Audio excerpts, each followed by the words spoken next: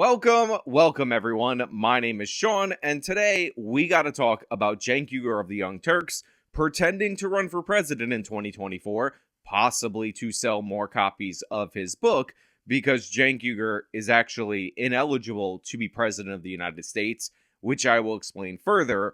Also, there is no way this man is going to beat Joe Biden in a Democratic primary. But before we get into that, this video is sponsored, so let me toss it to the sponsor, then we'll come back over here and talk about it on the other side. The US debt spike could lead to a long-term rally for gold. Since March of 2020, we've added $8 trillion to our debt. Combine that with the Federal Reserve interest rate hikes, and now our debt service payments surpassed over $1 trillion.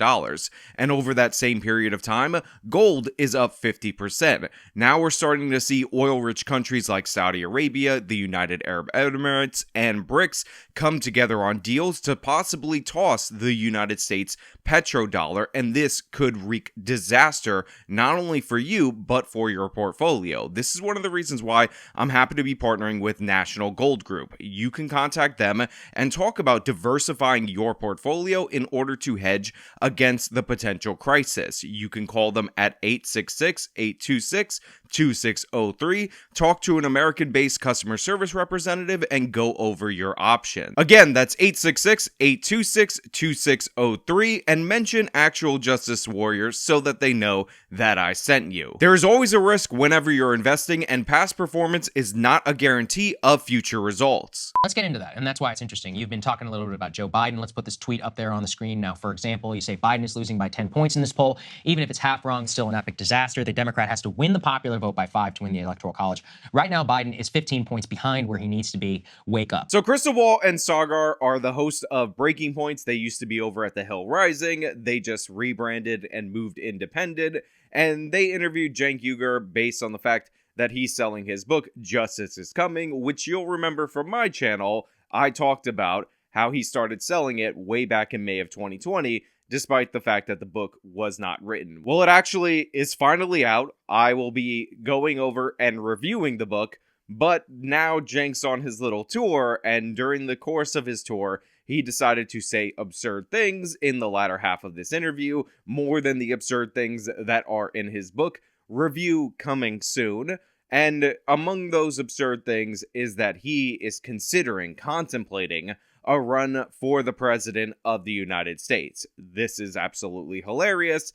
It's ridiculous. Let's roll into it because they're pitching it big on Breaking Points, despite the fact that this is a complete and utter fantasy. I mean, Gavin Newsom is the one making the most, doing the most right now, and it's very clear he's not going to jump in this race against Joe. So do you think there's a chance? Crystal, we are definitely in a unsolvable riddle. Yeah. Because the corporate Democrats say, I will not disobey. I will always bow my head. Right.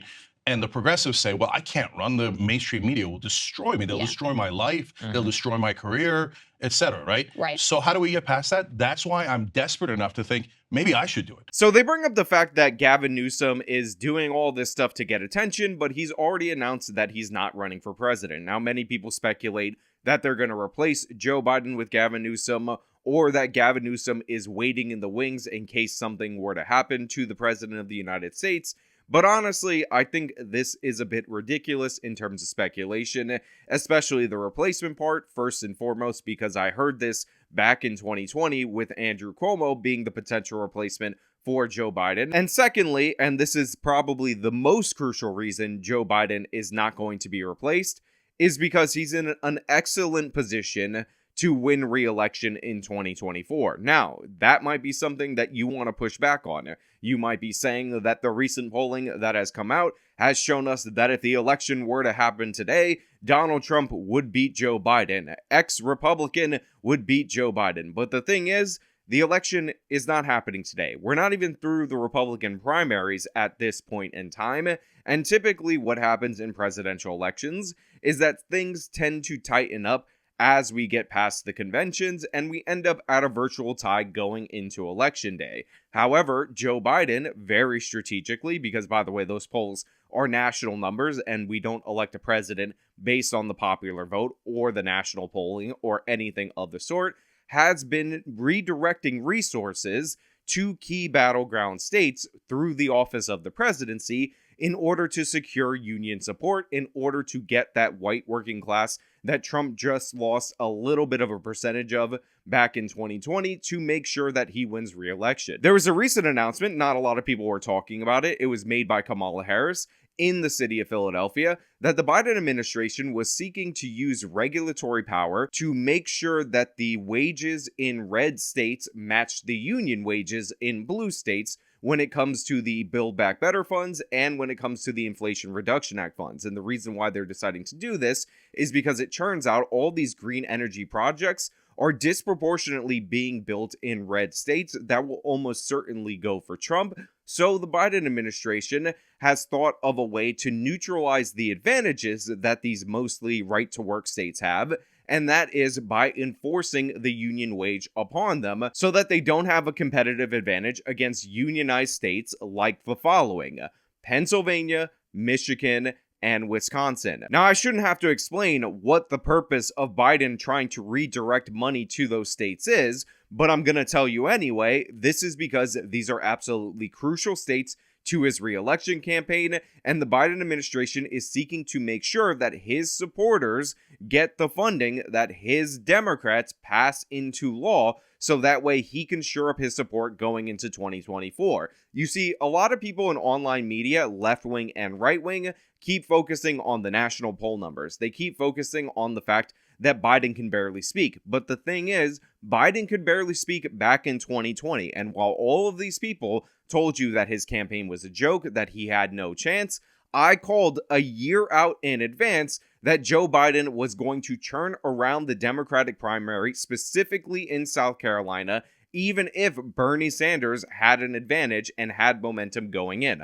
I said this throughout the course of every single debate, over and over again, and guess what happened? And the reason why I said that is because most of the American population knows who Joe Biden is, and most of that population isn't on Twitter or Instagram or on Facebook looking at clips of him barely being able to speak. All the people who focused on Joe Biden not being able to talk were never going to vote for him anyway, didn't vote for him back in 2020. However, the general population sees him as Obama's vice president. They don't care about the fact that he doesn't talk so much. So all of these, the polling today or this or that doesn't make a difference. It's not going to move the needle. If you think Biden's going to get blown out, you're just wrong. So Cenk's panic about Biden not being the best candidate is ridiculous and absurd. If Gavin Newsom were to replace him at the convention or at any point in time, the fact that he's unelected, he didn't go through the primary process, is going to hurt him going forward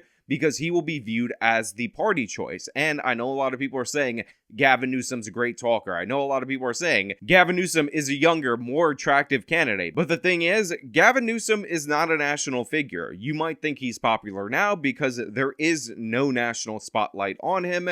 And more importantly, the idea that he's the party choice would hurt him going forward, and then we'd actually be able to examine his record and exactly who he is. In reality, replacing Joe Biden is more dangerous to the Democrats than just riding the wave and seeing where Joe Biden gets you. Remember, Joe Biden's Democrats did better in the midterms than almost any president in recent history. In fact, I think the only president's party who did better than Joe Biden did in these last midterm elections in the last 20 or 30 years was George W. Bush, and that's because his first midterm elections were in 2002, which of course had 9/11 to the backdrop, and that's when George Bush was at his most popular. So again, people are going to tell you what you want to hear, that Joe Biden's super vulnerable, that he could lose, that it's all over for him. Look at today's polling. But in reality, in actuality, the election is not being held today. It's not being held tomorrow. It's being held in November of 2024. Also, the people who think Gavin Newsom is the be-all, end-all candidate for 2024 seem to have forgotten that in 2020, Gavin Newsom approved regulations that banned gas-powered vehicles for sale in the state of California by the year 2035. Part of the reason why the UAW is striking is because Biden's much milder push for electric vehicles has caused them to produce more, and it requires less employees to produce those electric vehicles. You think Gavin Newsom's ban on gas-powered cars is going to play better in Michigan? Get out of here. And I'll tell you why. Because let's say there's somebody like me gets in the race. Yeah. The Democratic voters are dying for an alternative.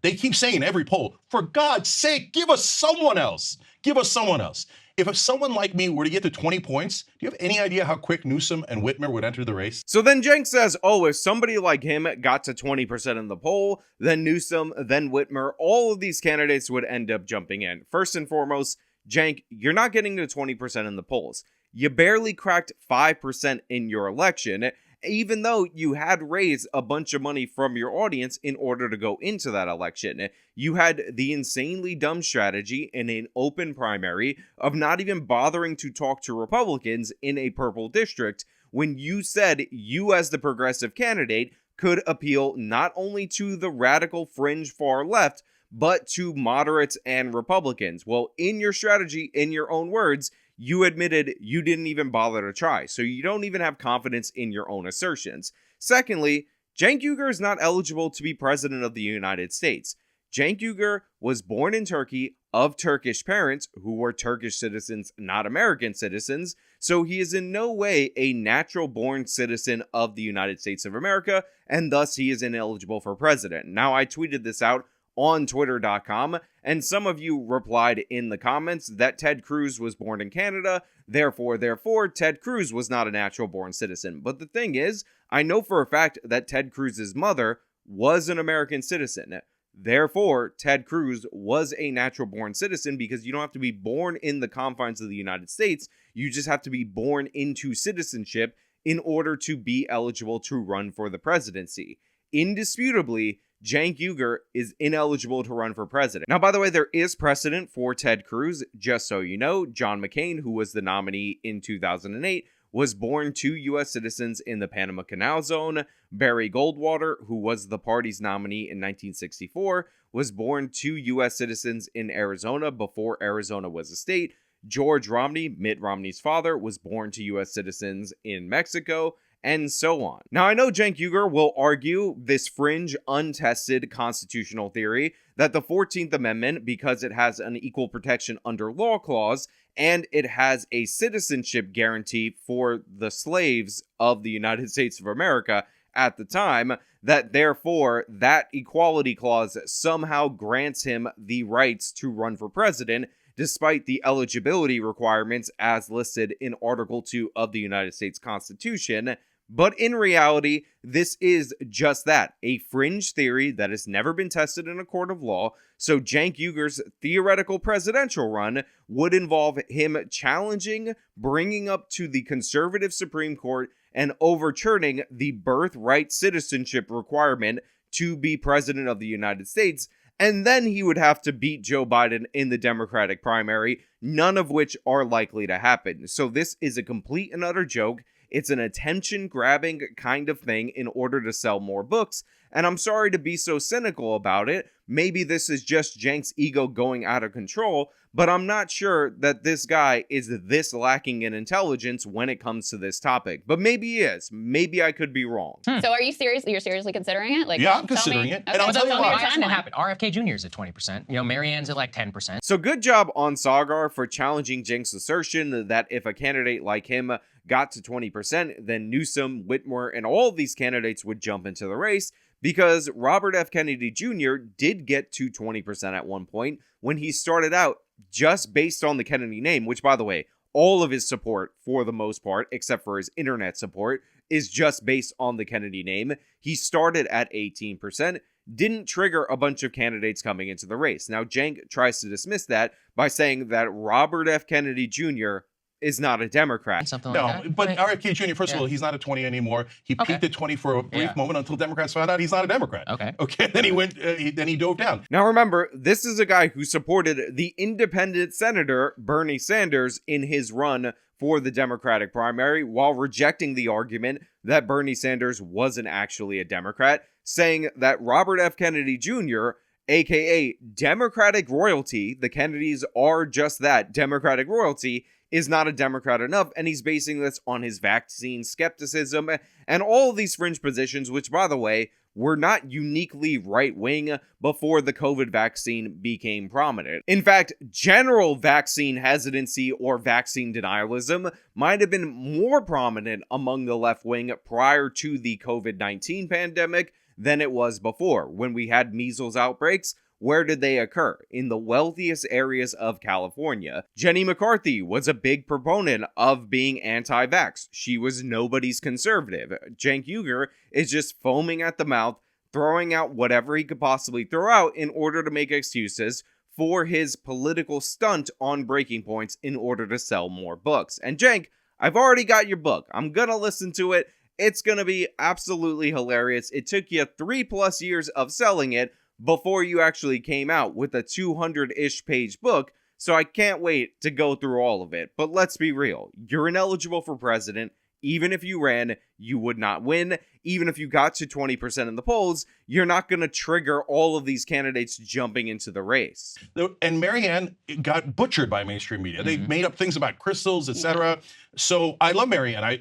You know, if she could somehow break through media, great, wonderful, etc. But it's taken a while and she hasn't broken through yet. So we need someone to be super aggressive. Look, let's be honest. Marianne Williamson is not a serious candidate for the president. You have a lot of people on the online left talking her up, talking about how she is this big candidate and should be the standard bearer. But in reality, Marianne Williamson is a significantly higher risk to lose to Donald Trump or any Republican than is Joe Biden. Also, I just want to point out that this is yet another instance of Cenk Uygur talking out of both sides of his mouth. On the one hand, Cenk will talk about how everybody wants to vote for the progressives, everybody supports progressive candidates. The whole premise of his book is that America is secretly progressive, and also alternative media, online media, progressive media, like the Young Turks, significantly bigger and more powerful than mainstream media. However, when his candidates are losing, like Marianne Williamson, when she's not catching fire, Cenk then turns around and says the media is too powerful, the media will defeat her, they've destroyed her, she can't break through the media, therefore she's ineligible for the presidency. So Cenk, either you have a large enough platform to speak to the broad progressive audience in the Democratic Party, and you're bigger than the mainstream media, or the mainstream media is the kingmaker that is making decisions on who is the party's nominee. You gotta pick a lane in this one. And by the way, Joe Biden, again, is the president of the United States of America. He has the bully pulpit. He has naturally more attention on him than any other person, than any other Democrat. So the idea that Joe Biden needs the media cheerleading for him in order to beat Marianne Williamson is ridiculous and absurd. Remember, in the Democratic primary, Joe Biden had ran out of money by the time that he was limping into South Carolina, according to Cenk Uygur. Michael Bloomberg entered the race and spent a ton of money trying to destroy Joe Biden's campaign in order to eke out a victory in Super Tuesday, where, by the way, he outperformed Elizabeth Warren, who they often blame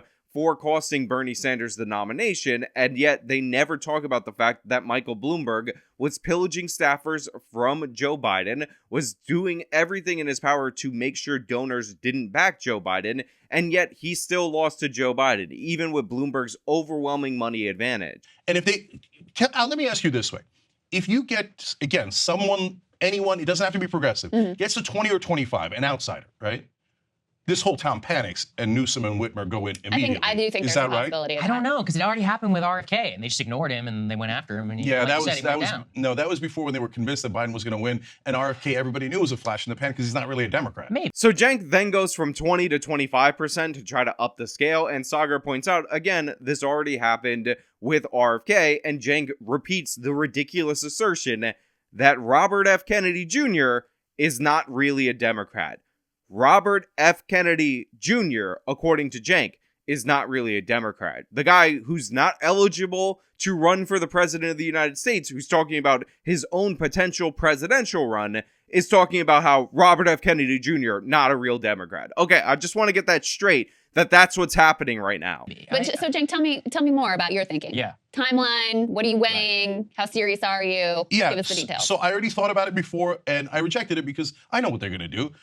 You're an outsider, radical. They're going to dredge up things from 1987, and when you were a junior in junior high school. They already did that to you. I think they did that to you. Yeah, yeah, that's right. Of course. And look, if we're being honest, the number one problem is mainstream media. Sure. Mainstream media is the shock troops of corporate politicians, both corporate Democrats and corporate Republicans. Yeah. Their job is to eviscerate any outsider. So that's why do you think progressives aren't running? Cenk, you got 5% of the vote. You talked about how you were the front runner throughout the whole course of the election, how you were going to fight, how, again, the progressive candidate was more electable in a purple district than these moderate Democrats, and you got absolutely smashed. And by the way, you didn't even believe it. You didn't even spend all of your campaign money that you raised for the primary in the primary. You didn't bother to talk to Republicans in your own district when you said it was a purple district, and in reality, even Republicans are secretly progressive. You embarrassed yourself. The only thing that people can say about you, Cenk, is that at least you attempted to run, but the thing is, you learned no lessons from that campaign, like the fact that YouTube subscribers don't translate into actual voters. I've talked to at least half a dozen progressives and tried to convince them to go in the race. And they're like, I don't want my life ruined. So Cenk just admitted right there that progressives are inadvertently absolute cowards. He says the reason they don't want to run is because they're afraid the mainstream media will destroy their lives. No, Cenk, the reason they don't want to run is because Joe Biden will beat them. Joe Biden is the guy. He won the presidency. He's the person in office. And in reality, if you look at Joe Biden's core support, it is among older black voters. That is his strongest loyalist base. That's why he won in 2020. And nobody's going to crack into that support. They all tried to in 2020, in 2024, when he's already the president. Older black voters are more moderate than Cenk's audience. It's just a fact. They're more moderate than Cenk, and they want somebody who is a sure chance to win. And they may have voted for Joe Biden based on Obama nostalgia, but guess what? Obama nostalgia votes count just as much as radical, passionate, progressive votes. Sure. And I'm now so desperate for making sure that we win that I think I'm already destroyed, right? Like they've already attacked me 10,000 times, right? So come at me, bro. So Crystal, it's crazy for me to consider it, right? Yeah. But that's the times we're in. If no, like literally no one else will do it. It's insane. So I don't want to go quietly into that good night. And right now we are 100% on a track to go quietly into that good night. So here you have Cenk saying he's not going to go quietly into that night. Again, Cenk Uygur, you are ineligible to be president of the United States of America. You cannot be president of the United States of America. Article 2 of the United States Constitution says you cannot be president of the United States of America. Article 2, Section 1. No person except a natural-born citizen or citizen of the United States at the time of adoption of this Constitution shall be eligible for the office of president. Period. Point blank. End of sentence. But go ahead, Cenk. Explain to your audience how you're dead serious about mounting a legal challenge that introduces a fringe theory of how the 14th Amendment works into the conservative Supreme Court, and that's going to make you eligible to be president, and all that's going to happen in time for you to unseat Joe Biden and win the Democratic nomination and beat evil Orange Man Trump or whatever Republican ultimately ends up getting the nomination. What's the timeline, as Crystal said? So when are you going to decide? No, if I'm going to do it, if anybody's going to do it, they got to go now. Yeah. Well, announce it. Have you Yeah. thought about staff? Have you thought about a plan? Have you reached, I mean, we know, you know, donor networks, all those sorts of things. Have you started taking real steps? So if you're going to run a campaign this late, you can't go traditional, right? You can't be like, oh, I'm going to collect endorsements from politicians.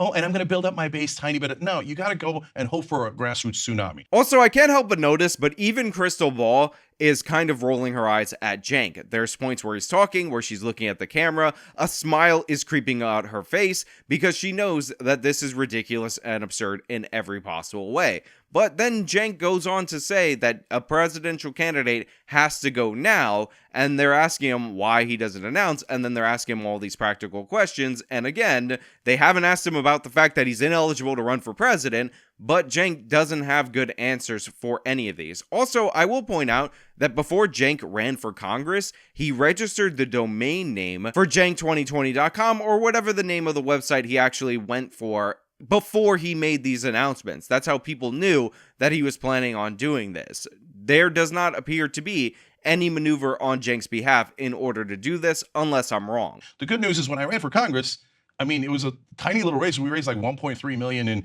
in 3 months. I mean, if anybody can raise money, it's me from the grassroots, right? And I'm a successful businessman, if I might say so myself. I have some credibility in running things, managing things, etc. So have I reached out to staff? I have, okay? Now, the problem is everybody thinks, well, how the hell are we going to beat these guys, right? So if I go in, it's going to be threadbare staff, threadbare website, and we're going to see, is there momentum? Because if there isn't momentum and people go, no, Biden, even if he's in the 20s, I don't care. I don't mind losing.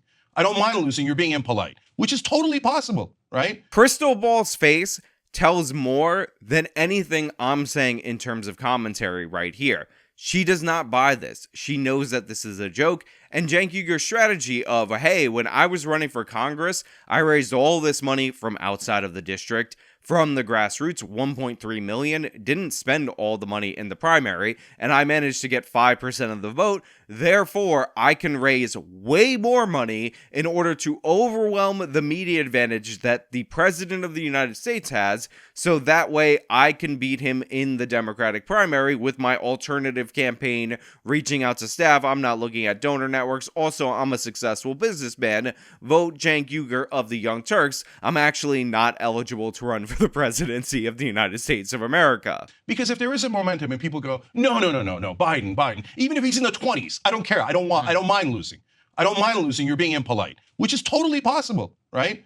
So if that's I think there's a decent contingent though. I think that. Yeah, and if that's the case, then at least I left it all on the battlefield.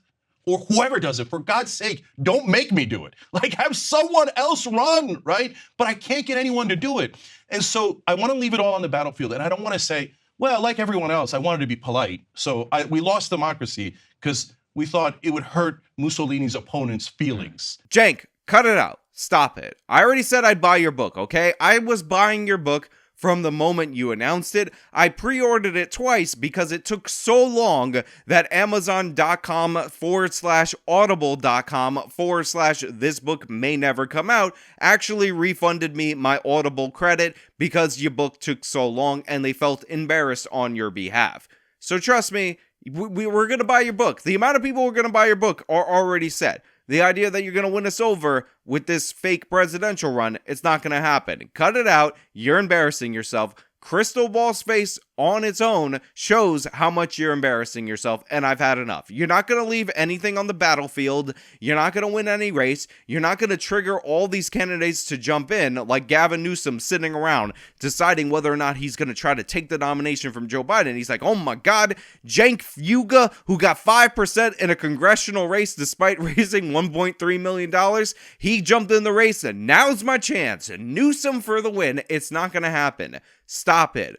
Go home, Cenk. Go hang out with your wife. Go hang out with your children's. Go back to the Young Turks. Talk to Anna Kasparian. Have her talk some sense into you and move on with your life. You're embarrassing yourself. And the fact that this is the title as if it's legitimate in any way is absurd. You guys, and I know how mad Democrats get, and I know how mad media gets when you point out an iceberg. But we did it before. We pointed out the Hillary Clinton iceberg, and then they said, you made the iceberg appear. No, you knuckleheads, it's right there. The country, the voters despise the establishment. And they're like, so let's pick the most establishment candidates we can, Hillary Clinton and Joe Biden. Guys, he barely won last time. There's no way he's going to win now. So Cenk Uygur says, oh, we're headed for an iceberg here in the Democratic Party. And look, we warned you about the iceberg back in 2016. You didn't listen. Now we're warning you about the iceberg here in 2024, and you're not listening. Now, of course, Cenk Uygur skips over the fact that he said all of these things in the 2020 race about Joe Biden and how Joe Biden was unelectable and all this stuff, and you needed to nominate Bernie Sanders if you wanted to beat Trump. and it turns out that was complete and utter nonsense. But you know, Cenk's record is pretty good. 50-50 at predicting who's going to win the presidential elections, even though he predicted Hillary would win, by the way, and was on his show that day talking about how his son was so proud that they were going to have a girl president. So Cenk's been wrong all the time related to this. He's been wrong repeatedly about, oh, the progressive candidates are the only winnable candidates, and every time they lose, because it's an unfalsifiable hypothesis, he blames external factors that makes the progressive lose, because if it were this alleged level playing field, they would definitely be winning. Anyway, that's all I really have for you guys today. I do want to know what you think about Cenk's fake presidential run. Do you think Cenk is going to be the fake president of the United States? Do you think that he could actually beat Vivek Ramaswamy for president of the internet? It was a contentious race the last time between Andrew Yang and Tulsi Gabbard, but I think one of these two might actually pull away with it. Let me know all your thoughts down in the comments below. If you liked the video, show them by leaving a like, subscribe for more content, follow me on my social medias, support me via the support links in the description of this video. This has been me talking about the absurdity that is Cenk Uygur. Till next time.